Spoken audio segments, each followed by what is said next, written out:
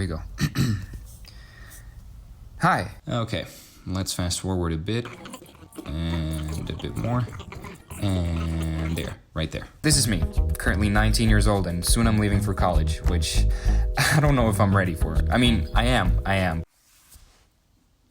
I was definitely not ready. Not at all. When I started college, I was very motivated. New country, new friends, new experiences, new responsibilities. It all seemed so exciting. But unfortunately, that motivation and that excitement faded away with time. It wasn't long before I realized that I was assuming a role that didn't belong to me. And due to that and several other reasons, I decided to withdraw from my current university. And I came back to Mexico, which is my home country, to figure stuff out. I am currently trying to find the right path for me. And it's been a couple of weeks of self-exploration and deep reflection, in which I've realized many things. It has been a very interesting process, and so I thought I would make a video about it.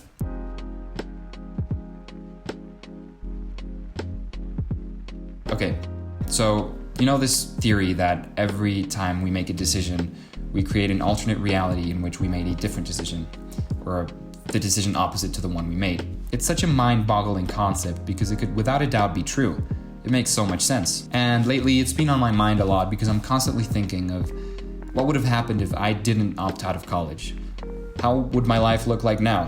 But beforehand, the only thing I could think about was the reality in which I did make that decision, in which I did opt out of college, and how my life would look like then. Back when I was studying in England, I remember one day I was on the bus on my way home, and we passed by this very badly spray-painted message on a wall that said, "Don't die wandering." And I just felt like it was completely directed towards me, simply because I found myself in a situation to which that phrase applied perfectly. And I'm sure that there's many people out there that also feel like this phrase resonates with them, for whatever the reason. I remember passing by that wall 2 or 3 more times, and each time the phrase just struck me even more, like it was urging me to do something about the way I was feeling.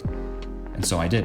I mean, not just because of the message on the wall, obviously there were many other factors, but that phrase acted as a catalyst in this whole decision-making process, which is why I wanted to share it with you. What I think this phrase encapsulates is to stop wondering and start acting before it's too late. We all have a crazy dream or goal that we want to accomplish at some point in our lives, and maybe we even know the steps we need to take in order to get there. But when you stop to think about it, you realize maybe that goal doesn't sound too realistic, and the steps you need to take are maybe a bit too risky. And so that thinking then becomes overthinking. We start to see all the negative outcomes to making that decision, and our mind gets clouded by a plethora of hypothetical scenarios in which it all goes wrong. But if we stop and think of all the positive outcomes, if we look back to the reason we even thought of making that decision, we may realize that there are just as many positive outcomes as there are negative ones. The reason why all of these negative thoughts surface in the first place is because of fear.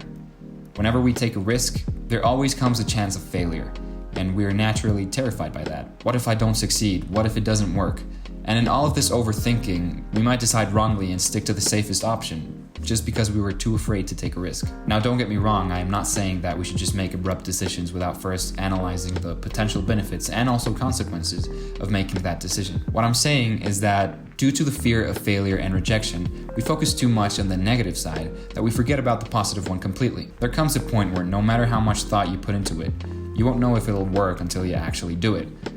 Or I mean, that's at least what I believe. I thought deeply about leaving my university for months until I got tired of thinking and just decided to take a leap of faith. And it may sound immature and reckless to say all it takes is a leap of faith.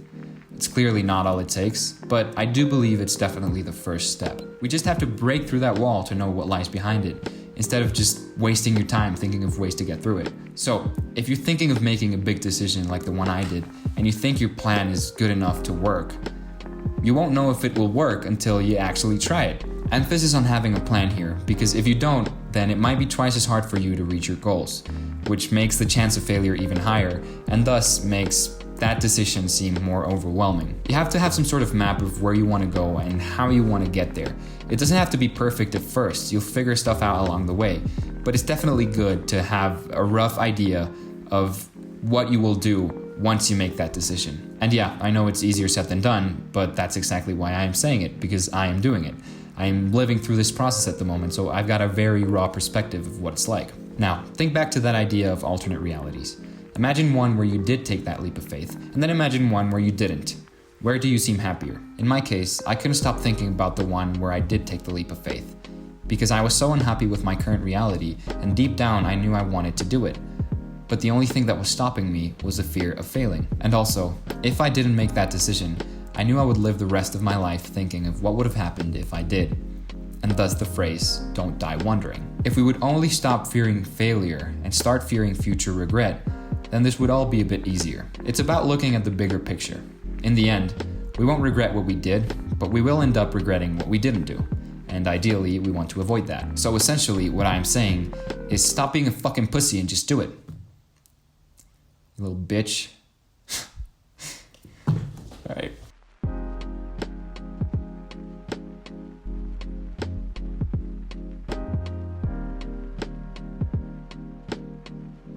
Thank you very much for watching. Now, do take this video with a grain of salt, as it is simply a reflection of my thoughts and feelings and is purely based on my own experiences. It's just my way of looking at the subject of uncertainty and fear, and an attempt to reshape our mindset when it comes to making big decisions. I thought it might resonate with somebody, and that's why I did it, but I would definitely like to dive deeper into the subject and maybe do a little bit of research.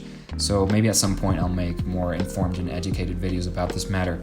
I just wanted to share my point of view first. But yeah, thank you very much for watching once again, and share this video. Share it with somebody that you think will find it useful, or somebody that's going through a similar experience. That's it. Thank you.